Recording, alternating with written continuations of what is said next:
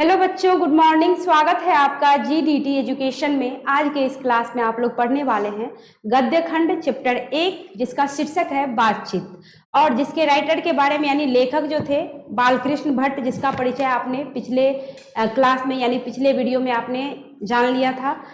आइए चैप्टर पर चलते हैं। आपका शीर्षक है बातचीत। सबसे पहले बच्चों समझिए कि बातचीत हमारे लिए कितना जरूरी है।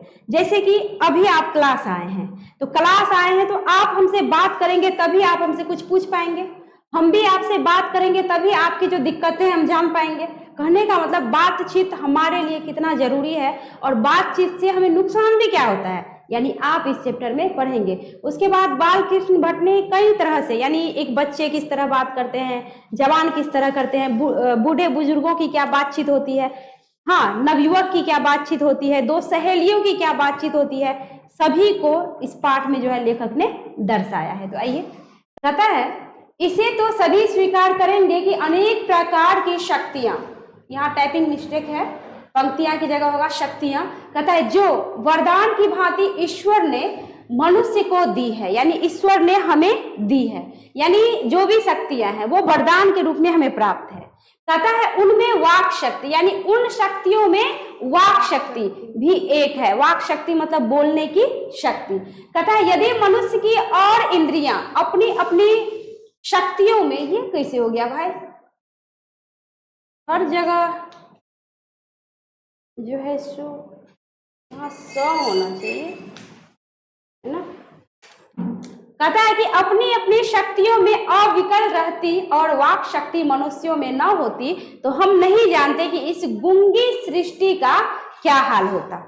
सब लोग लुंज पुंज से हो मानो किसी कोने में बिठा दिए गए होते, और जो कुछ सुख दुख का अनुभव हम अपनी दूसरी इंद्रियों के द्वारा करते, उसे अवाक होने के कारण आपस में एक दूसरे से न कुछ बोल पाते, न कह पाते, न सुन पाते। कहने का तात्पर्य कि ये इंद्रियां यानी भगवान ने जो हमें प्रदान किया हुआ है, अगर हमारे पास नहीं होती, हम किसी से बातचीत नहीं कर पाते, किसी को कुछ कह नहीं पाते, कुछ सुन नहीं पाते, कुछ महसूस नहीं कर पाते, तो पता नहीं इस दुनिया का क्या होता है। यानी सारी दुनिया ही क्या हो जाती, गूंगी हो जाती है, और लूंज पुंज होके किसी कोने में जैसे बिठा दिए गए होते, यानी कुछ ऐसा ही होता, कुछ नहीं समझ पाते। कोई हाव भाव, अभी बात करते हैं तो एक दूसरे के भावनाओं को पकड़ लेते हैं, समझ जाते हैं कि मन में चल क्या रहा है। किसी का चेहरा देखते हैं तो समझ जाते हैं कि उदासी है, कोई दिक्कतें हैं, कोई बात है ऐसी, तो हम उनसे पूछते हैं। तो बातचीत की शक्ति है तभी तो पूछते हैं, अगर नहीं बोल पाते तो क्या पूछ पाते, बस ऐसे देख के रह लेते। तो कहने का तात्पर्य कि बातचीत हमारे लिए कितना जरूरी है। आगे कहते हैं कि से कुछ न कह सुन सकते, यानी एक दूसरे से न कुछ कह सकते न सुन सकते। इस वाक शक्ति के अनेक फायदों में स्पीच, वक्तृता और बातचीत दोनों है। स्पीच भाषण देना, वक्तृता बोलने वाला, और कहता है और बातचीत, कहते हैं दोनों है, यानी स्पीच वक्तृता दोनों है। किंतु स्पीच से बातचीत का ढंग ही निराला है, यानी स्पीच से निराला बातचीत का ढंग होता है। क्यों? स्पीच में क्या होता है कि हम कहीं, मान लो अभी टीचर्स डे था, बच्चे स्पीच आए अपना याद करके आए, या माइंड में उतना रख लिए, बस बोलते जा रहे हैं, माइंड में फिट है कि हमको क्या बोलना है, बस जो फिट है बस उतना ही बोलना है। कोई नेता आते हैं कहीं पे तो उतना या तो पेज पे उतार के आते हैं या तो याद होता है। अक्सर तो देखते हैं पेजे पे से देख के भाषण देते हैं, अपने मन से किसी नेता को आज तक देखियो भाषण देते हुए, तो क्या करते हैं, वो फिट रहता है, उतना सेट रहता है कि इतना ही हमको बोलना है, ऐसे बोलना है, पंक्ति वाइज बोलना है, इतना ही बोलना है, नपातुला शब्द। लेकिन बातचीत में कोई नपातुला शब्द नहीं होता, यानी एक बार जब बातचीत शुरू हुआ तो क्या क्या कहां से निकलता है कुछ कह नहीं सकते हैं। कौन कौन सी कहानी किस गली की, किस घर की, किस नुक्कड़ की, मतलब कौन गांव की, कौन शहर की, सारी घटनाएं एक के बाद एक यानी खत्म होने का नाम नहीं लेता। ये है बातचीत, और उसमें मजा भी आता है कि नहीं। तो यहाँ पे कहता है कि किंतु स्पीच से बातचीत का ढंग ही निराला है। बातचीत में वक्ता को नाज नखरा जाहिर करने का मौका नहीं दिया जाता कि वह बड़े अंदाज से गिन गिन कर पांव रखता हुआ पुपलिट पर जा खड़ा हो। यहाँ पे हम आके एकदम खड़ा हो गए और नापे तोल के बोलेंगे। बातचीत में ऐसा नहीं होता है, ऐसा स्पीच में होता है कि कि नाप तोल के ही बोलना है, हमको सोच सोच के बोलना है। बट बातचीत में ऐसा नहीं होता, बातचीत में फ्री है, जो मन में आया बोल दिए। तो यहाँ पे वही कहता है कि वह बड़े अंदाज से गिन गिन कर पांव रखता हुआ पुपलिट पर जा खड़ा हो और पुण्याह वाचन या नांदी पाठ की भांति घड़ियों तक साहबान मजलिस भाषण देते हैं। तो कहते हैं ना साहबान, हाँ, मजलिस, चेयरमैन, कहते हैं लेडीज एंड जेंटलमैन। स्पीच देने से पहले यही बोलना पड़ता है, लेडीज एंड जेंटलमैन, और उसके बाद जो जो हमको कहना होता है हम शुरू कर देते हैं। तो यहाँ पे वही कहता है कि साहबान, मजलिस, चेयरमैन, लेडीज एंड जेंटलमैन की बहुत सी स्तुति करे करावे और तब किसी तरह वक्तृता का आरंभ करे। देख लो, सही बात है, इतना कुछ कहना पड़ता है तब जाके अपनी बात क्या करते हैं, आरंभ करते हैं। पर डायरेक्ट जो बातचीत करते हैं उसमें इतना नाज नखरा दिखाना नहीं पड़ता कि हमें ये करना है, पहले ये करना है, ऐसे करना है, स्टेप बाय स्टेप कुछ नहीं रहता। बातचीत में बस दिल में जो आया बोलते जाओ। अब कहते हैं कि जहां कोई मर्म या नोक की चुटीली बात वक्ता महाशय से मतलब बोलने वाले कहते हैं कि मुख से निकली कि ताली ध्वनि से कमरा गूंज उठा। यानी मान लो एक आदमी कोई भाषण दे रहा है, स्पीच दे रहा है, कोई ऐसा बात बोल देता है जो हंसी लग जाता है, एकदम लोग ताली बजाने लगते हैं। कोई ऐसा बात बोल देता है जो लोग उदास हो जाते हैं कुछ क्षण के लिए। तो ये भी होता है स्पीच में। स्पीच में उदासी का पल तो नहीं होता, बस तालियों की गड़गड़ाहट, हंसी आती है। तो यहाँ पे कहता है कि मुख से निकला कि ताली ध्वनि से कमरा गूंज उठा, इसलिए वक्ता को खामख्वाह ढूंढ कर कोई ऐसा मौका अपनी वक्तृता में लाना ही पड़ता है जिसमें करतल ध्वनि अवश्य हो। यानी क्या, बोलने वाले को जो है वक्तृता को कुछ ऐसा पंक्ति या ऐसा शब्द या ऐसा शायरी भी उसमें ऐड कर देते हैं कि कुछ ऐसा बोलेंगे कि जितने सारे पब्लिक हैं, जितने सारे ऑडियंस हैं, वो क्या करे, सुन के उनको अच्छा फील हो, वो ताली बजाए, खुश हो। अब खुश होंगे तभी लोग ताली बजाते हैं, हंसी आ जाए, यानी ऐसा ढूंढ ढूंढ कर रखना पड़ता है। पर बातचीत में क्या सोच सोच के बातचीत करते हैं किसी से। अभी 2 सहेलियां 3 सहेलियां मान लो एक साथ बैठ गई तो क्या सोच सोच के बात करेगी, जो दिल में आया कर रहे हैं। जो घटना घटा कल से आज तक, यानी जब तक नहीं मिले एक दूसरे से, जो जो हुआ सब यहाँ रखे हैं, और जब मिलेंगे तो सब क्या करेंगे, एक एक करके निकाल देंगे। ये है बातचीत, उसमें मजा भी आता है। जब तक अपनी पेट की बात दूसरे के सामने रखे भी नहीं, हजम भी नहीं होता। खास करके लड़कियों को, मतलब खास करके महिलाओं को, हम भी खुद औरत हैं, लेकिन बात सच है, पुरुष बात पचा लेते हैं लेकिन महिलाएं नहीं पचा पाती। हमारे मिथिलांचल में कहावत है कि भर थारी भात पच जेते लेकिन बात नहीं पचते। कहने का तात्पर्य भात यानी चावल पचा लेंगे भर थारी, लेकिन बात नहीं पचा सकते हैं। नया सा कोई घटना सुने नहीं, कोई बात सुने नहीं कि पेट में दर्द शुरू, मन करेगा क्या कि कौन ऐसा मिल जाए जिसको हम बोलेंगे। जब तक बोलेंगे नहीं तब तक हमको चैन आएगा नहीं। ये है बातचीत का मजा, ये बातचीत का मजा है। लेकिन स्पीच में ऐसा नहीं होता। ऐसी स्पीच में सोच समझ के बस नाप तोल के लाते हैं, बोलते हैं और चले जाते हैं।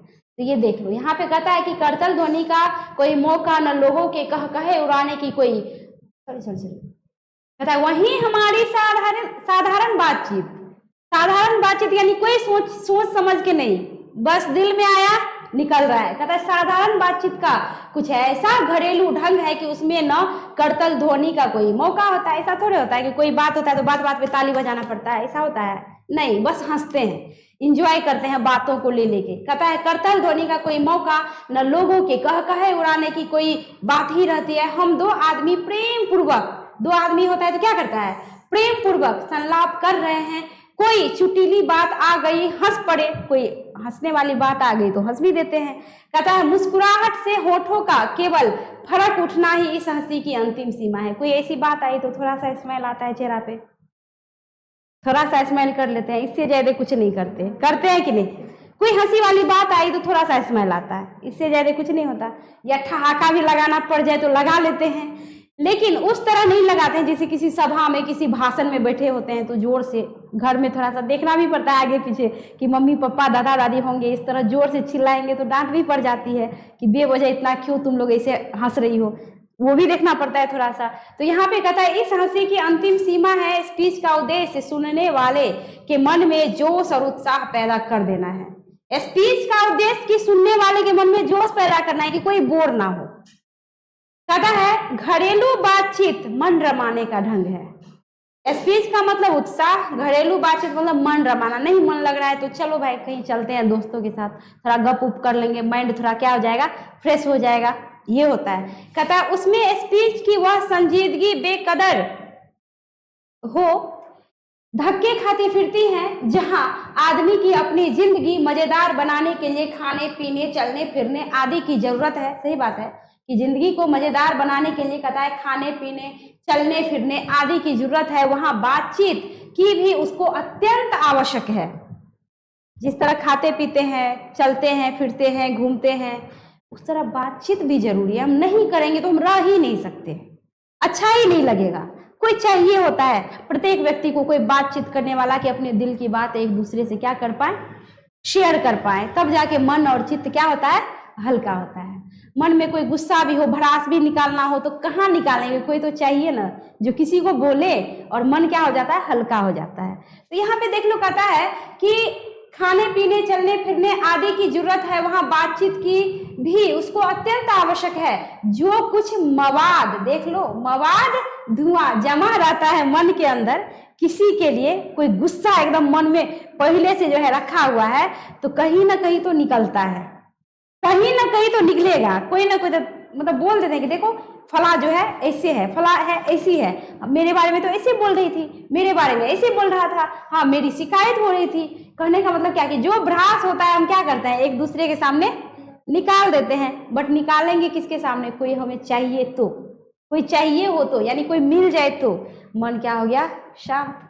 तो यहाँ पे कहता है कि वह बातचीत के जरिए भाप बनकर बाहर निकल पड़ता है, यानी जितना सारा भ्रास है, जितना सारा मवाद धुआं है, जाम पड़ा हुआ है, सब क्या हो जाता है, बातचीत के माध्यम से निकल जाता है। अब कहता है कि चित्त हल्का और स्वच्छ, चित्त एकदम हल्का हो जाता है और स्वच्छ यानी एकदम साफ, एकदम निर्मल।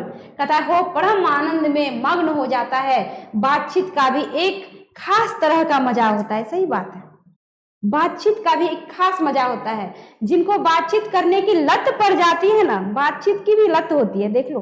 कहता है वे इसके पीछे खाना पीना भी छोड़ बैठते हैं। अब मान लो जिसको बातचीत करने की लत पड़ गई, चार सहेलियां आ गई, खास करके देखती होगी कि हमारी जो बूढ़ी महिलाएं होती हैं, मतलब दादी टाइप की या सास, उन लोगों को तो बात किए बिना एक दिन भी नहीं कटेगा। और जहां चार महिलाएं बैठेंगी बूढ़े बुजुर्ग, उसके पास तो बहू की किस्सा, बहुओं की, हाँ, और जहां बहुएं हैं वहां सास की, इतना ही होता है। ये भी है इस चैप्टर में। तो देख लो कहता है कि जिनको बातचीत करने की लत पड़ जाती है ना, वो इसके पीछे खाना पीना भी छोड़ बैठते हैं। अपना बड़ा हर्ज कर देना उन्हें पसंद आता है, यानी खाना नहीं खाएंगे तो चलेगा, लेकिन बातचीत छूटनी नहीं चाहिए। देख लो नशा, जिस तरह चाय का टाइमिंग होता है, कॉफी का टाइमिंग होता है, झुकने का टाइमिंग होता है, सिगरेट बीड़ी पीने का टाइमिंग होता है ऐसे ऐसे लोग भी टाइमिंग होगा तो कहता है बाप रे मेरा सर दर्द कर रहा है, चाय चाहिए, कॉफी चाहिए, सिगरेट चाहिए, पीने के लिए चाहिए, तब माइंड फ्रेश होगा, बीड़ी चाहिए। देखो सबका एक होता है ना कि क्या, तर्क, तर्क, मैथिली में कहते तर्क जोड़ हो रहा है मेरा, मतलब क्या, वो चीज चाहिए हमको। तो कहने का मतलब कि वो चीज चाहिए ही चाहिए, समय पर नहीं मिला तो वो एकदम छटपटाने लगता है व्यक्ति उस चीज के लिए। उसी तरह बातचीत का नशा भी उस, एक बात और, सीरियल देखो, टीवी सीरियल देखो, इसका भी नशा बड़ा खराब। खाना पीना छोड़ के, हाँ आज क्या होना है एपिसोड में, अगले में क्या होना है, तो देखो नशा, देखो हम एक उदाहरण दे रहे हैं कि नशा कैसा खराब होता है। किसी चीज की लत पड़ जाती है तो रह नहीं सकते, एक दिन देख नहीं पाएंगे तो एकदम मन परेशान हो जाता है कि पता नहीं आज हुआ क्या होगा। तो ये लत है, इसको कहा जाता है लत। तो कहता है इसके पीछे खाना पीना भी छोड़ बैठते हैं, अपना बड़ा हर्ज कर लेना उसे पसंद आता है, पर वे बातचीत करना छोड़ना पसंद नहीं करेंगे। देख लो, कहता है कि बातचीत का मजा नहीं खोना चाहते। आगे कहते हैं कि रॉबिन्सन क्रूसो का किस्सा बहुधा लोगों ने सुना होगा। रॉबिन्सन क्रूसो का किस्सा कहता है बहुधा लोगों ने सुना होगा, जिसे 16 वर्ष तक मनुष्य का मुख देखने को नहीं मिला था। इस पे मूवी भी बनी है। रॉबिन्सन क्रूसो पे कि वो किसी तरह भटक जाता है नाव से समुद्र के आसपास यानी समुद्री क्षेत्र में, और वहां पे वो रह के कहता है कि 16 वर्ष तक जो है वह मनुष्य का मुख नहीं देख पाता। उसके बाद कहता है कि मनुष्य मुख देखने तक को नहीं मिला, कुत्ता बिल्ली आदि जानवरों के बीच रहकर 16 वर्ष के उपरांत यानी 16 वर्ष के बाद कहता है उसने फ्राइडे के मुख से एक बात सुनी, यद्यपि कहता है उसने अपनी जंगली बोली में कहा था, पर उस समय रॉबिन्सन को ऐसा आनंद हुआ, यानी दूसरे के आदमी अपने जैसे आदमी के मुंह से जब सुना तो उसको ऐसा आनंद हुआ, कहता है कि मानो कि उसे नए सिरे से फिर से अपना जो है कहता है कि फिर से आदमी का चोला वो पाया। उससे पहले उसको लग रहा था कि हम पशु ही हैं, क्योंकि पशु के साथ रह रहा था। जब आदमी के संपर्क में आया तब लगा कि हम फिर से अब आदमी बन गए हैं। तो देखिए तो बातचीत का क्या जो है कितना बातचीत में जादू होता है। तो कहता है कि ऐसा आनंद हुआ कि उसको लगा कि हमने अब मनुष्य का चोला पाया, आदमी का चोला पाया। कहता है इससे सिद्ध होता है कि मनुष्य की वाक शक्ति यानी बोलने की शक्ति में कहां तक लुभा लेने की ताकत है। बात तो सही है, बातचीत में बहुत ताकत होता है। बातचीत से आप जिसको चाहो जैसे कर सकते हो, आप में बस वो कला होनी चाहिए बातचीत की। देखती होगी कई आदमी को काम निकलवाना होता है, इतना प्यार से बोलेंगे कि माइंड जो है कुछ इस तरह से जो है वॉश कर देते हैं कि उसके दिमाग में कुछ नहीं रहता, सब भूल जाते हैं, बस एक ही चीज रहता है, नहीं हमको इसका काम करना है। तो ये बातचीत का ही एक तरीका है, बातचीत की ही शक्ति होती है कि उसको इस तरह से हम अपने जाल में फंसा लेते हैं कि दौड़ के आके वो मेरा काम करने को तैयार हो जाता है। बातचीत से ही आपसे कोई आदमी क्या हो जाता है, चिढ़ जाता है। देखो यानी उसको बात करने का किसी को मान लो तरीका नहीं है बात कि कैसे बात करे, आपसे चिढ़ जाएगा। आप लाख कोशिश कर लो दोबारा वो आपसे न मिलना चाहेगा न बोलना चाहेगा, आपका काम तो गया, करेगा ही नहीं। तो देख लो बातचीत में कितनी ताकत होती है। कहता है कि ये बात ही पान खिलाती है और ये बात ही जूते खिलाती है। देख लो कहावत है ना कि बात से ही पान और बात से ही जूते। तो ये बात का ही जादू होता है कि आप किस तरह बात करते हैं और किस तरह रिएक्शन होता है, किस तरह अगला जो है आपसे प्रभावित होते हैं या फिर क्रोधित होते हैं। तो यहाँ पे कहता है कि वाक शक्ति में कहां तक लुभा लेने की ताकत है, जिनसे केवल पत्र व्यवहार है, कभी एक बार भी साक्षात्कार नहीं हुआ। आप देख लो यहाँ पे पत्र व्यवहार की बात हो रही है कि मान लो हम किसी को पत्र लिख रहे हैं, उनसे हम आज तक कभी मिले भी नहीं है। कहता है कि कभी एक बार भी साक्षात्कार नहीं हुआ है उन्हें। कहता है प्रेमी से बातें करने की कितनी लालसा रहती है। अभी तो मोबाइल है, चैटिंग वेटिंग होता है, जो बात है। पहले जमाना में मोबाइल नहीं था, पहले जमाना में पत्राचार होता था, पत्र लिखा करते थे एक दूसरे को। तो देख लो कहता है प्रेमी से बातें करने की कितनी लालसा रहती है कि हम बात करें, तो करेगा कैसे, पत्र के माध्यम से। अब देख लो यहाँ पे कहता है कि अपना आभ्यंतरिक भाव दूसरे पर प्रकट करना है, अपना आंतरिक कि प्रकट करना है, आपके हृदय में चल क्या क्या रहा है, आप कैसे कहेंगे अगले को। पत्र में वो चीज लिखना पड़ता है उस ढंग से। कहता है कि और उसका आशय आप ग्रहण कर लेना शब्दों के द्वारा ही हो सकता है। सच है जब तक मनुष्य बोलता नहीं तब तक उसका गुण दोष प्रकट नहीं होता। बात तो सही है कि जब तक मान लीजिए कोई आप नए व्यक्ति से मिलेंगे, मुंह से बस देख रहे चेहरा से कि ये व्यक्ति है, ये नाम है, लेकिन जब तक आप बात नहीं करेंगे तब तक उसकी सच्चाई आपको पता नहीं चलेगी। जब आप बात कर लेते हैं तो आपको समझ में आ जाता है कि ये व्यक्ति या ये लड़की या ये महिला किस स्वभाव की है। जब तक बात नहीं करते हैं तब तक समझते हैं अच्छी है, शरीफ है। अब बात किए तो बुझ जाते हैं कि क्या कि अरे इसका तो बात करने का तरीका ही कुछ अलग है, लगता है मुंह से बदमाश होगी। या बात ढंग से करते तो क्या कहते हैं, ये बहुत शरीफ है, बहुत अच्छा से बात की। देख लो बातचीत का पावर, देख लो बातचीत किए तब हम समझ गए कि किस स्वभाव की होगी। नहीं कहते हैं यार ये तो बदमाश होगी, बातें चित इस तरह कर रही थी, लगता है बदमाश होगी। फिर अब मान लो ढंग से क्या कहते हैं, अरे ये तो शरीफ होगी, बहुत शरीफ लगती है, मतलब क्या बातचीत बहुत प्यार से की है। देख लो बातचीत का ताकत। तो यहाँ पे ये कहता है कि एक यानी आभ्यंतरिक भाव दूसरे पर प्रकट करना और उसका आशय आप ग्रहण कर लेना शब्दों के द्वारा ही हो सकता है। सच है कि जब तक मनुष्य बोलता नहीं तब तक उसके सच्चाई का पता नहीं चलता। कहने का तात्पर्य कि जब तक बोलेगा नहीं तब तक उसका चाहे गुण हो और चाहे दोष हो हमको पता नहीं चलता। कहता है प्रकट नहीं होता। कहता है बेन जॉनसन का यह कहना है, बेन जॉनसन जो बहुत बड़े जो है ये भी लेखक है, बहुत बड़े विद्वान है। कहते हैं बेन जॉनसन का कहना है कि बोलने से ही मनुष्य के रूप का साक्षात्कार होता है। बेन जॉनसन का कहना था जो अगर मनुष्य बोलेगा तो बोलने से ही जो है मनुष्य के रूप का साक्षात्कार होता है, यानी रूप का पता चलता है कि उसकी असलियत है क्या।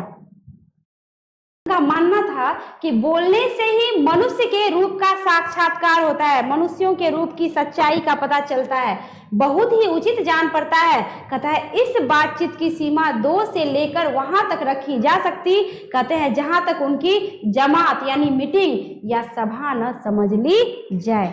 ये तो था आपको बेन जॉनसन की सोच, ठीक है, बेन जॉनसन की सोच कि बोलने से ही मनुष्य के रूप का साक्षात्कार यानी मनुष्य के सच्चाई का पता चलता है, जब तक बोलेगा नहीं तब तक पता नहीं चलेगा। अब देख लो दूसरे हैं आपको विद्वान किधर है एडिसन। क्वेश्चन आ जाता है, थोड़ा ये याद रखना, बेन जॉनसन और ये एडिसन, इसको याद रखना पड़ेगा, ठीक है। एडिसन इनका भी मत है, ये भी बहुत बड़े विद्वान थे। एडिसन का भी मत है कि असल बातचीत सिर्फ 2 व्यक्तियों में हो सकती है।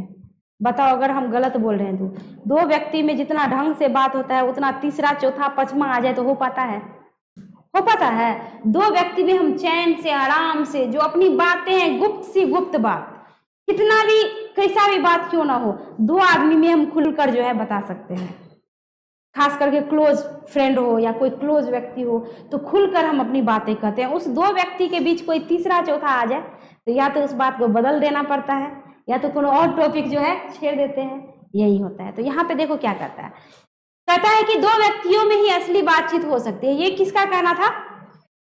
एडिसन जी का, ठीक है। कहता है जिसका तात्पर्य यह हुआ कि जब 2 आदमी होते हैं तभी अपना दिल एक दूसरे के सामने खोलते हैं। 2 आदमी में कहता है कि जब 3 हुए तो वह 2 की बात कोसों दूर गई, यानी 3 हुआ तो वो 2 के बीच जो बातें हो रही थी वो खत्म, टॉपिक चेंज। कहता है कि दूर गई। कहा भी है कि 6 कानों में पड़ी बात खुल जाती है। ऐसे भी कहा जाता है कि 6 आदमी के बीच यानी खास करके महिलाएं, हम पहले भी बोल दिए कि अगर दो भी हो ना तो वो बात को इतना भंडाफोड़ कर देगी कि कुछ कहा नहीं जा सकता। जब 6, 7, 10 हो तो 10 गांव में तो उस बात को जाना तय है, तय है। इसलिए कहते हैं मतलब क्या कि कोई काम नहीं है तो पढ़ लो, टीवी देख लो, सो जाओ, कोई काम कर लो, बट बेवजह फिजूल में 10 आदमी का जमावड़ा लगा के बातें नहीं करना चाहिए आदमी को। हाँ जरूरी है, होता है ना, कई आदमी की लत होती है कि बिना मतलब से भी बुला लिए, बैठे हैं, भाषण दे रहे हैं। अब इस तरह से क्या होता है बताते हैं, मुँह तो है, मुंह पे कोई कंट्रोल है? खास करके स्त्रियों में कोई कंट्रोल नहीं, औरतों में खास कर। और देखो पुरुषों में क्या होता है कि 10 पुरुष होंगे तो बिजनेस व्यापार की बातें होती हैं, बट अगर महिलाएं होती है तो 10 घर की चुगली ही होती है और कुछ नहीं होता है।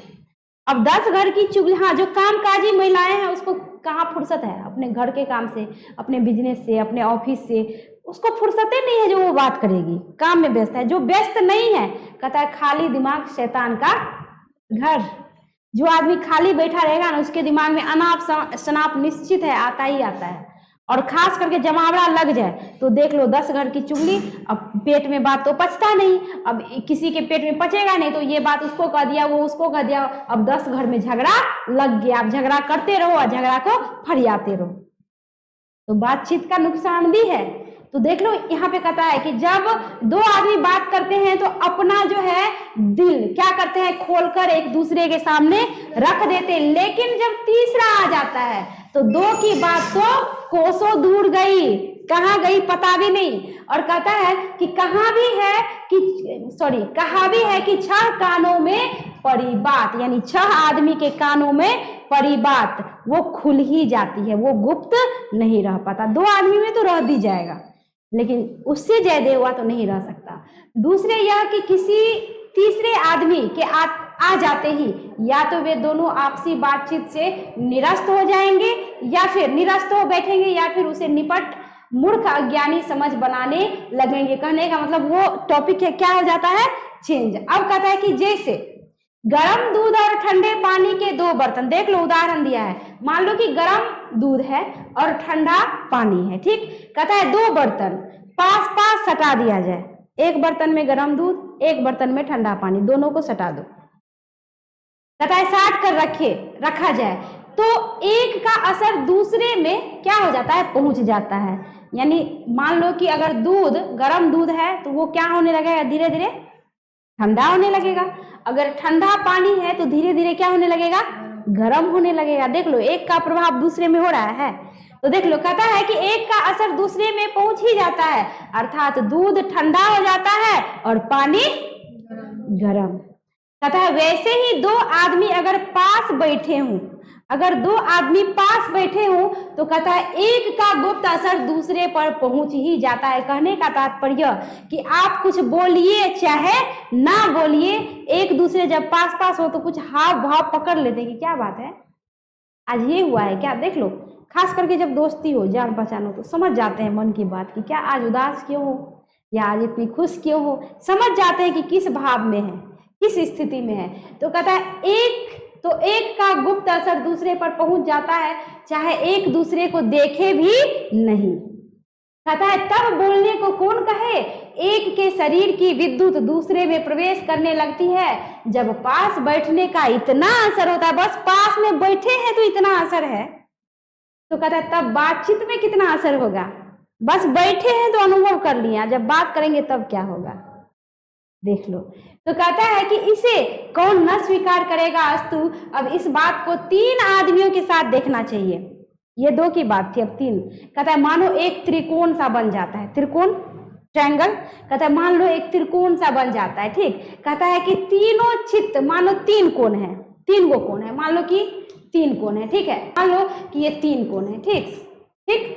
तो कहता है कि तीन आदमियों के साथ देखना चाहिए, मानो एक त्रिकोण सा बन जाता है, तीनों चित्त मानो तीन कोण, एक दो और तीन। कहता है तीन कोण, कहता है और तीनों की मनोवृत्ति, मन की दशा, मनोवृत्ति, मैथ नहीं पढ़ा रहे हैं ये ट्रायंगल देख के मत समझ लेना कि मैथ है। कहता है कि मनोवृत्ति के प्रसरण की धारा मानो उस त्रिकोण की तीन रेखाएं।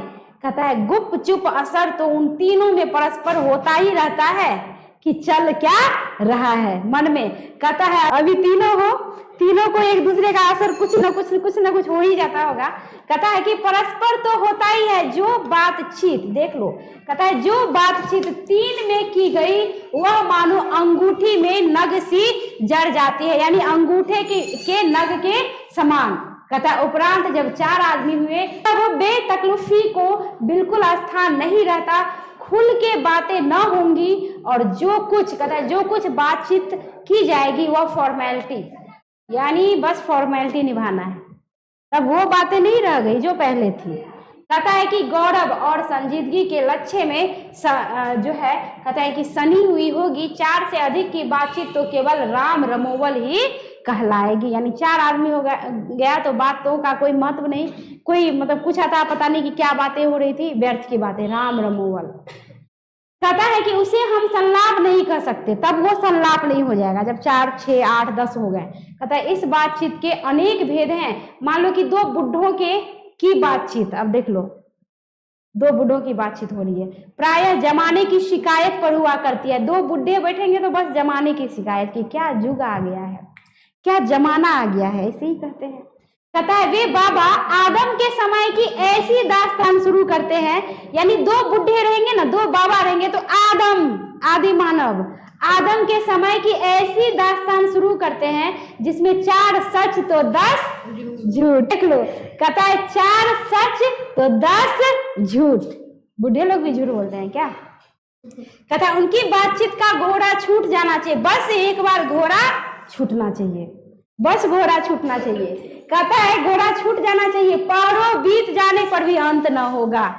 कोई काम तो है नहीं, बस खाना है, गप करना है, बस घोड़ा छूटा, अब उसको लगाम को कसने वाला भी कोई नहीं। तो यहाँ पे कहता है कि अंत न होगा, प्रायः अंग्रेजी राज्य प्रदेश और पुराने समय की रीति नीति का अनुमोदन होगा, ठीक। और इस समय के सब भारतीय लायक नौजवानों, देख लो, कहता है कि नौजवानों की निंदा, कि क्या जमाना आ गया है, आजकल का नौजवान कैसा है, आजकल का लड़का कैसा है, लड़की कैसी है, यही सब होता है। दो बुढ़े बुजुर्ग होंगे तो कहता है उसकी निंदा, उनकी बातचीत का मुख्य प्रकरण होता है, मुख्य प्रकरण कि नौजवानों को देख लो कि हो क्या गया है। पढ़े लिखे हुए तो, अब देखो, दो पढ़े लिखे हुए तो, कहता है पढ़े लिखे हुए तो हुए के लिए तो, कहता है शेक्सपियर, मिल्टन, पोएट थे बहुत बड़े, शेक्सपियर कवि थे। कहता है कि शेक्सपियर, मिल्टन, मील और स्पेंड, देख लो, पढ़े लिखे लोगों की चर्चा करेंगे, बड़े विद्वान हैं ये चारों। तो कहता है कि शेक्सपियर, मिल्टन, मील और स्पेंड सरजी पर नाच करेंगे, यानी उसकी चर्चा होगी। बात सही है, पढ़े लिखे लोग पढ़े लिखे चीजों की चर्चा करते हैं, जो जिस कैटेगरी के होते हैं, जो जिस टाइप के होते हैं, उसकी बातें भी उस टाइप की होती है। कहता अपनी रस का लियाकत के नशे में चूर, हम चुनी दिगरे नेस्त अक्खड़पन की चर्चा छेड़ेंगे। कहता है दो हम सहेलियों की बातचीत, अब मान लो दो सहेलियां हैं, तुम ही लोगों पे है। कहता है मान लो कि दो हम सहेलियों की बातचीत का कुछ जायका ही निराला है, मतलब कुछ स्वाद ही निराला है। कहता है कि समुद्र, कहता है कि निराला है समुद्र, मानो उमरा चला आ रहा है, यानी आनंद का ऐसा समुद्र आ रहा है, ऐसा समुद्र कि उसका अंत होने का नाम नहीं। कहता है कि आ रहा है, इसका पूरा स्वाद उन्हीं से पूछना चाहिए। अब दो सहेलियों में क्या बातें हो रही है कि जायकेदार है, एकदम जायका है, इतना स्वादिष्ट, इतना आनंददायक कि कुछ कह नहीं सकते। अब क्या बातें हो रही है वो उन्हीं को पता होगा। आपको पता हो जाए तो आप भी पता कर लीजिए, आप भी आनंदित होइए। बट वो दोनों सहेलियां तीसरे के बीच वो बात जाने ही नहीं देती है, यानी अपना जायकेदार चीज दूसरे को क्यों शेयर करे, है कि नहीं। तो कहता है कि जायका ही निराला समुद्र मानो उमरा चला आ रहा है। कहता है इसका पूरा स्वाद उन्हीं से पूछना चाहिए जिन्हें ऐसे, कहता है ऐसों की रस सनी बात सुनने, कहता है कि रस सनी बात सुनने को कभी भाग्य लगा है। कहते हैं अब मान लो कि दो बुढ़ियों की बातचीत, देख लो, उदाहरण हम बोले थे कि सबका लेखक ने दिया है दो बुढ़ी की, समझ गई होगी तुम लोग कि हम क्या बोलने वाले हैं। पहले हंसी लग गया तुम लोग को, अब देख लो यहाँ पे लेखक भी कुछ उसी ढंग से जो है पेश किए हैं इसमें। कहते हैं कि मान लो कि दो बुढ़ियों की बातचीत होगी तो क्या होगा। कहते हैं मुख्य प्रकरण बहू और बेटी, पहला बहू और दूसरा बेटी वाली हुई। तो अपनी बहू या बेटों का गिला शिकवा होगा, यानी बेटा पुतों का शिकायत, हम मेरी बहू ऐसी, मेरा बेटा ऐसा, मेरी बहू इतना सिखा पढ़ा दी कि बेटा मेरे वश में है ही नहीं। यही होता है और कुछ नहीं होता। 100 में से कोई ही एक ऐसी सास होती है जो माँ की तरह होती है, बाद में की पता नहीं। और 100 में से कोई ऐसी एक ही बहू होगी, कुछ ही बहू होगी जो बेटी की तरह रहती है। नहीं तो आज तक न सास माँ का जगह ले पाई है और ना बहू बेटी की जगह ले पाई है। ऐसा हो जाए तो शायद किसी को किसी से तनाव झगड़ा होगा ही नहीं, लेकिन होता ही नहीं है। बताते हैं ऐसा क्यों नहीं होता है। सास को भी सोचना चाहिए कि मेरे घर आई है अपने घर को छोड़कर, अगर बेटी कुछ खाए पिए ओढ़े पहने कुछ गलती हो जाए तो माँ क्या करती है, नजरअंदाज कर देती है, कोई फर्क नहीं पड़ता। यही अगर बहू कुछ नया ले ले, कुछ खरीद ले, कुछ उनसे गलती हो जाए तो देख लो ना, पूरा घर सर पे लेके नाचने लगती है। तो यहीं से तो टेंशन शुरू होता है। जिस तरह आप बेटी को मानते हैं उसी तरह बहू को भी प्यार दीजिए ना, कभी झगड़ा नहीं होगा। छोटी छोटी बात पे आप टोकते हैं, ताना देते हैं तो बुरा लगता है उनको भी कि हमारे साथ भेदभाव किया जा रहा है। तो बस आपको देख देख के वो भी वैसी ही बन जाती है। वरना कौन सी लड़की शादी के बाद चाहेगी कि हम अपने ही घर में आग लगा लें। सब तो ये सोच के जाती है कि घर अपना हम स्वर्ग बना के रखें, लेकिन जैसा माहौल उनको मिलता है वैसा वो बन जाती है। अब 100 में से कोई एक दो लड़की ही ऐसी होती है जो खराब होती है, मतलब पहले से मन में सोच के रखी रहती है कि जाएंगे और रौब झाड़ना शुरू कर देंगे, यानी सबको अपने मुट्ठी में। बट ऐसे परिवार नहीं चलता। परिवार का मतलब प्रेम, विश्वास, भरोसा और एक दूसरे का मान सम्मान। और ये चीज जहाँ पे नहीं है जिस परिवार में, उसको कितना भी कुछ कर लो, एक तरफा कभी कुछ नहीं होता। एक तरफ से मान लो सास निभा रही है, बहू निभा नहीं रही तो कुछ नहीं होगा, या बहू निभा रही है सास नहीं निभा रही तो कुछ नहीं होगा। दोनों तरफ से ताली बजता है, एक हाथ से नहीं। तो ये कहता है आपस का सामंजस्य होना जरूरी है, आपसी सामंजस्य तालमेल होना एकदम जरूरी होता है। प्रेम तभी कहता है कि प्रेम बांटो प्रेम को पाओ, नफरत बांटो नफरत पाओ, प्यार बांटो प्यार, नफरत बांटो नफरत, यानी जो बांटोगे वो आपको दुगुना मिलेगा, है ना। तो यहाँ पे इसलिए कहता है कि देख लो कि सास जब होती है तो बहू और बेटी वाली हुई चर्चा होती है, अपनी बहू या बेटों का क्या करती है, गिला शिकवा, या वह विराद राने का कोई ऐसा रम रसरा छेड़ बैठेंगे, कहता है कि बात करते करते अंत में खोड़े दांत, वो जो निकला हुआ दांत होता है, निकाल कर लड़ने लगेंगी, यानी बात करते करते लड़ने भी लगती है एक दूसरे से। और कहता है कि लड़कों की बातचीत, अब लड़कों की बातचीत देख लो, कहता है अगर खिलाड़ी हुए तो मान लो खिलाड़ी है तो अपनी अपनी तारीफ करने के बाद कोई सलाह गांठेंगे, यानी अपने मुंह मिट्ठू, यानी दूसरे की तारीफ नहीं करेंगे ना करने देंगे, बस अपना तारीफ। दो लड़के हैं तो कहता है कि गांठेंगे जिससे उनको अपनी शैतानी जाहिर करने का पूरा मौका मिले। स्कूल के लड़कों की बातचीत का उद्देश्य अपने उस्ताद की शिकायत या तारीफ या अपने सहपाठियों में किसी के गुण अवगुण का कथोपकथन होता है। पढ़ने में कोई लड़का अगर तेज हुआ तो कभी अपने, कहता है सामने दूसरे को कुछ ना गिनेगा, सुस्त और बोदा सा हुआ, बोदा मतलब कहीं बुड़बक है, कुछ ज्यादा समझदार नहीं, बोदा हुआ तो दबी बिल्ली का सा स्कूल भर को अपना गुरु ही मानेगा। सही बात है, स्कूल में कई बच्चे होते हैं ना कि थोड़ा सुस्त है, बोदा है, तो पूरे स्कूल को अपना गुरु मानेगा, उसको जो कहेगा अरे ये करो वो करो तो दौड़ के कर देगा। और जो दबंग टाइप का है तो दूसरा बच्चा भी डरता है कि उसको बोलेंगे तो देगा हमको मुक्का, तो डर के मारे देख लो लोग नाप तोड़ लेता है, लोग भाप जाता है, समझ जाता है कि किस टाइप का है। तो हम जिस तरह लोगों के बीच अपना इमेज बना के रखेंगे वैसा ही छाप रहेगा। तो कहता है कि भीगी बिल्ली का सा स्कूल भर को अपना गुरु ही मानेगा। इसके अलावा बातचीत की और बहुत सी किस्में हैं, राजकाज की बात, व्यापार संबंधी बातचीत, दो मित्रों के प्रेमालाप, दो मित्रों में जो बातचीत होती है। हमारे देश में अशिक्षित लोगों में भी बतकही होती है। लड़की लड़के वालों की ओर से एक एक आदमी बिचवई होकर दोनों में विवाह संबंध की कुछ बातचीत करते हैं, यानी विवाह संबंध जब करवाना होता है तो बिचवई करते हैं ना, जाते हैं ना लड़का लड़की को के लिए रिश्ता देख रहे हैं, फिर मिलवाते हैं, फिर विवाह होता है, तो किसके माध्यम से, बातचीत के माध्यम से। अगर ये नहीं होता तो क्या इतना कुछ होता। तो कहता है कि उस दिन से बिरादरी वालों को जाहिर कर दिया जाता है कि अमुक लड़की या अमुक लड़के के साथ विवाह पक्का हो गया है, और यह रस्म बड़े उत्सव के साथ की जाती है। और चंडू खाने की बातचीत भी क्या होती है, निराली होती है। अब निराली क्या होती है थोड़ा देखिए। कहता है कि निदान बात करने के अनेक प्रकार और ढंग है। कहता है यूरोप के लोगों में बात करने का जो हुनर होता है उसको कहा जाता है आर्ट ऑफ कन्वर्सेशन। क्वेश्चन जो है ना, सॉरी क्वेश्चन आ जाता है कि आर्ट ऑफ कन्वर्सेशन क्या है। आर्ट ऑफ कन्वर्सेशन अर्थात बोलने की कला, ठीक है। तो कहता है कि यूरोप के लोगों में बात करने का जो हुनर है उसको क्या कहा जाता है, आर्ट ऑफ कन्वर्सेशन। यहाँ तक बढ़ा है कि स्पीच और लेख दोनों इसे नहीं पाते, इसकी पूर्ण शोभा काव्य कला प्रवीण विद्वान मंडली में है। ऐसे चतुराई के प्रसंग छेड़े जाते हैं कि जिन्हें सुन कानों को अत्यंत सुख मिलता है। सुहृदय गोष्ठी यानी अच्छी गोष्ठी जो हृदय को भा जाए, इसी का नाम है सुहृदय गोष्ठी। की बातचीत की यह तारीफ है कि बात करने वालों की लियाकत अथवा पंडिताई। बात करने में कई आदमी पंडित होते हैं ना, जितने ही नहीं देते हैं किसी को। कहता है पंडिताई का अभिमान या कपट कहीं, कहता है कि एक बात में भी प्रकट न हो वरन। कौन है पंडित तुम तीनों में, हंस रही हो, कौन है? अच्छा प्रियंका है पंडित, अच्छा। कहता है एक बात में भी प्रकट न हो वरन क्रम में रस भास पैदा करने वाले। अच्छा वो झाजी है इसलिए चिढ़ा रही हो उसको, यानी झाजी है तो पंडित होगी बात करने में, वाह ऐसा कुछ नहीं होता है, कोई भी हो सकता है। हाँ वो है, सपना भी है, चलो अच्छी बात है। कहता है सपनों को, सॉरी सपना से सपनों आ गए हैं।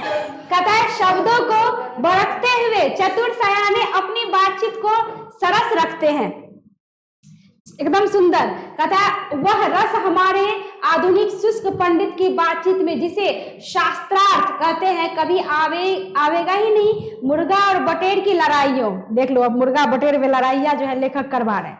कहता है लड़ाइयों की झपटा झपटी पट्टी के समान उनकी नीरस काव काव, सही में झगड़ा होता है तो काव काव ही होता है, मुर्गे बटेर की तरह ही लड़ते हैं। काव काव में सरस संलाप की चर्चा ही चलाना व्यर्थ है, वरन कपट पांडित्य और एक दूसरे को अपने पांडित्य के प्रकाश से बाद में परास्त करने का संघर्ष आदि रसाभास की सामग्री बहुतायत, वहां बहुतायत के साथ आपको मिलेगी। घंटे भर तक कांव कांव करते रहेंगे तो कुछ ना होगा। बड़ी बड़ी कंपनी और कारखाने आदि बड़े बड़े काम इसी तरह पहले 2-4 दिल्ली दोस्तों की बातचीत से शुरू किए गए। बात सही है कि मान लो कोई कारखाने या कोई बिजनेस व्यापार करना है तो 4 दोस्त बैठ के आपस में बात की कि कैसे कैसे क्या करना है, और तब जाके खुलती थी, तब जाके होती थी। अभी भी होती है, अभी भी होती है। तो बातचीत से देखो कितना काम हल होता है, कितना कुछ हल होता है। कहता है उपरांत बढ़ते बढ़ते यहाँ तक बढ़े कि हजारों मनुष्यों की उनसे जीविका चलने लगी और साल में लाखों की आमदनी होने लगी। 25 वर्ष के ऊपर वालों की बातचीत अवश्य ही कुछ ना कुछ सार गर्भित होती होगी, अनुभव और दूरंदेशी से खाली न होती होगी, क्योंकि 25 वर्ष के बाद लोग समझदार भी हो जाते हैं। और कहता है 25 से नीचे की बातचीत यद्यपि अनुभव, दूरदर्शिता और गौरव नहीं पाया जाता होगा। कहता है कि पर इसमें एक प्रकार का ऐसा दिल बहलाव और ताजगी रहती है जिसकी मिठास उससे 10 गुनी है। यहाँ तक हमने बाहरी बातचीत का हाल लिखा है जिसमें दूसरे फरीक के होने की बहुत आवश्यकता है, बिना किसी दूसरे मनुष्य के हुए जो किसी तरह संभव नहीं है, और जो 2 ही तरह के हो सकता है, या तो कोई हमारे यहाँ कृपा करे या हम ही जाकर दूसरे को कृतार्थ करें। सही बात है, या तो कोई कृपा करेगा या तो हम दूसरे को कृतार्थ करेंगे। ठीक है, कृतार्थ करेंगे। कहता है कि पर यह सब तो दुनियादारी है जिसमें कभी कभी रसभास यानी रसाभास होते देर नहीं लगती, क्योंकि जो महाशय अपने यहाँ पधारे उनकी पूरी दिलजोई न हो सकी तो शिष्टाचार में त्रुटि होगी। मान लो आपके यहाँ कोई व्यक्ति पधारे हैं और उसका मान सम्मान बढ़िया से थोड़ा सा आदर सत्कार नहीं हुआ तो कहेगा इसमें तो कोई शिष्टता है ही नहीं, इसके यहाँ गए तो एक कप तो चाय भी नहीं पूछा। तो देख लो, तो कहता है कि शिष्टाचार में त्रुटि हुई। अगर हम ही उनके यहाँ गए तो पहले तो बिना बुलाए जाना ही अनादर का मूल है। सही बात है। कहता है बिना बुलाए कहीं पे जाना नहीं चाहिए, और कहता है और जाने पर अपने मन माफिक बर्ताव न किया गया। मान लो बिना बुलाए गए, अब मन माफिक मेरा जो है मान सम्मान जी हजूरी नहीं हुआ तो हमको बुरा लगता है, तो बिना बुलाए हम जाएंगे क्यों। तो कहता है कि तो मानो दूसरे प्रकार का नया घाव हुआ, इसलिए सबसे उत्तम प्रकार बातचीत करने का हम यही समझते हैं कि हम वह शक्ति अपने में पैदा कर सके कि अपने आप बातचीत कर लिया करें। हमारी भीतरी मनोवृत्ति प्रतिक्षण नए नए रंग दिखाया करती है। अवश्य प्रपंचात्मक संसार का एक बड़ा भारी आईना है। सही बात है, बड़ा भारी आईना है जिसमें जैसी चाहो वैसी सूरत देख लेना, कोई दुर्घट बात नहीं। ये संसार इतना बड़ा आईना है ना कि आपको तरह तरह के चेहरे देखने को मिलेंगे। कहता है और जो एक ऐसा चमनिस्तान है जिसमें हर किस्म के बेल बूटे खिले हुए हैं, हर किस्म के फूल हैं, ऐसा बगीचा है। कहता है ऐसे ऐसे चमनिस्तान की सैर में क्या कम दिल बहलाव है। मित्रों का प्रेमालाप कभी इसकी 16वीं कला तक भी ना पहुंच सका। कहता है इसी सैर का नाम ध्यान या मनोयोग या चित्त को एकाग्र करना है, जिसका साधन 1-2 दिन का काम नहीं, वर्षों के अभ्यास के उपरांत यदि हम थोड़ी सी अपनी मनोवृत्ति स्थिर कर अवाक हो अपने मन के साथ बातचीत कर सके तो मानो वह भाग एक बात शक्ति मंत्र के दामन से न जाने कितने प्रकार का दमन हो गया। हमारी जीव कतरनी के समान स्वच्छंद चला करती है। जिह्वा जो है ना, ये जिह्वा कतरनी कैंची के समान चलती है। तो इसलिए कह रहा है लोगों को सोच समझ के किसी को कुछ बोलना चाहिए। आप कैंची की तरह चलाएंगे तो वहां पे नुकसान ही नुकसान होता है। तो देख लो बातचीत का नुकसान भी है। कहता है कि कतरनी के समान स्वच्छंद चला करती है, इसलिए ब्रेक लगाने वाला कोई नहीं है। कहता है करती है, उसे यदि हम काबू में कर लिया, हमने अगर काबू में कर लिया उस जुबान को, कैंची की तरह कतरनी की तरह चलने वाली स्वच्छंद जुबान को, तथा अगर उसको हमने काबू में कर लिया तो क्रोधाधिक बड़े बड़े अजय शत्रु को, यानी जो क्रोधाधिक अजय शत्रु हैं, बड़े बड़े मेरे दुश्मन हैं, तथा उसको तो बिना प्रयास के ही हम जीत सकते हैं या फिर उसको अपने वश में कर सकते हैं। ये बातचीत का ही जादू है।